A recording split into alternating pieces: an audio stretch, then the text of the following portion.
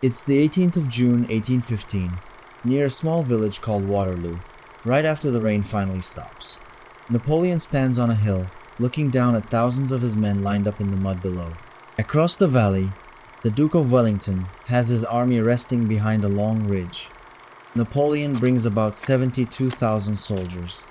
Wellington has roughly 68,000. The numbers are close this time, so the real fight comes down to who blinks first. But there's a weird twist tonight. One modern rocket truck just rolled into the French camp. It's a wheeled launcher, loaded with a handful of GPS-guided rockets, with a tiny drone flying above it. A 4-person crew runs the whole setup, watching the entire battlefield on a screen like a video game. Napoleon walks up to the truck, squints at it, and honestly looks like he just saw a ghost. He has no idea what it actually is, but he likes that it's pointed at the enemy. Wellington built his whole defense around 3 choke points, and a walled farm called Hougoumont is the first one. Thick stone walls make it perfect for a small group to hold off way more attackers. In the real battle, French troops threw themselves at these walls all day and barely got anywhere. This time the drone spots the exact gate and wall weak points before a single soldier moves. 2 rockets hit the wall in under a minute, and a whole section just crumbles into dust. French infantry walk through the gap almost casually, like they're strolling into a parking lot. Defenders inside try to hold the line, but the wall they trusted all morning just isn't there anymore. Hougoumont, the farm that historically never fell, is basically gone in about 15 minutes. Wellington watches through his telescope, and for the first time today, he actually looks worried. Around 1 in the afternoon, Napoleon usually lines up 80 cannons in what's called the Grand Battery. This time he barely needs all of them, since the rocket truck is doing the real damage from way back. The crew calls in a strike right on Wellington's command spot, and his officers scatter like pigeons. Wellington loses contact with half his own army in about 10 minutes, which never happened in the real fight. The second choke point is La Haye-Sainte, a small farmhouse blocking the middle of the field. Historically, French troops needed the whole afternoon and a mountain of casualties just to take this one farmhouse. The drone marks every window with a defender in it, and rockets clear them out one by one. La Haye-Sainte falls in under 20 minutes, way faster than the 6 hours it took in real history. Wellington's center, the part of his line he leaned on the most, just opened up like a door. The cannons firing back at the French look almost cute next to GPS-guided rockets, honestly. One French officer jokes that fighting these cannons now feels like bringing a knife to a gunfight, except backwards. Marshal Ney, Napoleon's top cavalry guy, sends his horsemen straight at Wellington's infantry squares. In real history, these squares held for hours and chewed through wave after wave of French cavalry.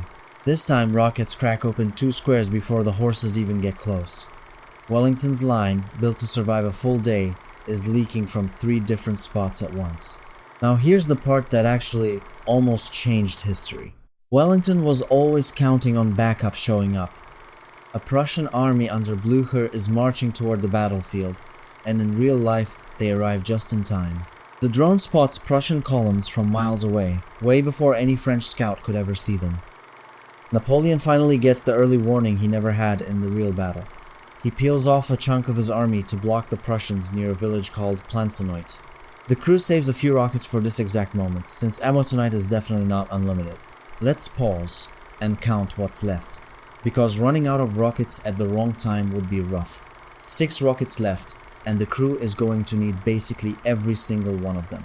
2 rockets hit the lead Prussian column right as it tries to cross a narrow bridge. The bridge jams up with smoke and confused soldiers, and the whole column basically stalls out. In real history, this same bridge fight already slowed the Prussians down by almost an hour.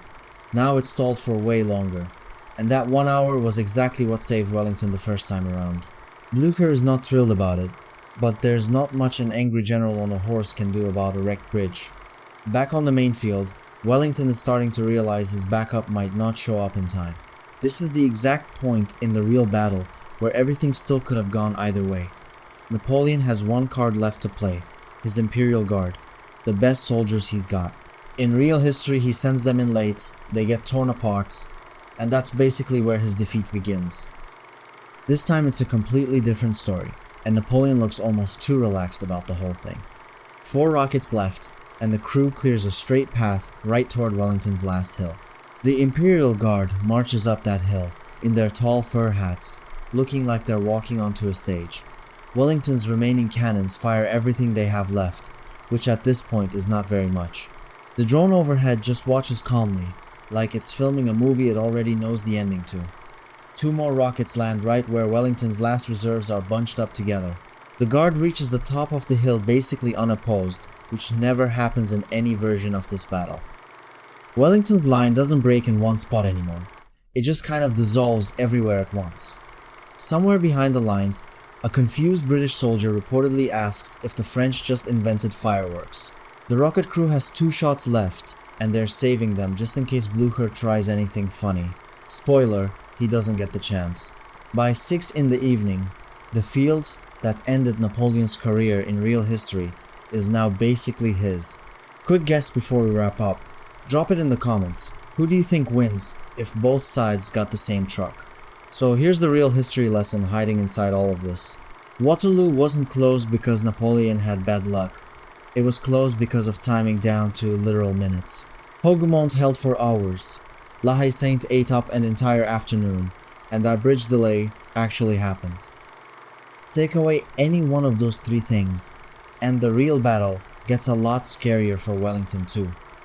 One modern truck didn't just win a battle in this story, it deleted the 3 things that saved Europe. If Napoleon wins at Waterloo, there's no exile to a tiny island, no quiet ending to his story. Empires built around stopping him would need a brand new plan, and fast. All from one rocket truck, a tired drone operator, and Napoleon squinting at technology he definitely didn't understand. He probably still tried to take credit for inventing it by the end of the day, knowing him. That's the wild part about most of these almost changed everything moments. They never hinge on some giant unstoppable force. They hinge on tiny moments nobody expects. A wall standing 15 minutes longer, a bridge crossing 10 minutes slower. One good guess about the enemy's next move. So next time we talk about a famous battle, ask yourself what's actually hiding underneath the big numbers. If you made it this far, you already know the drill. Smash that like button before you go. And drop a comment telling me which historical battle you want this rocket truck showing up in next.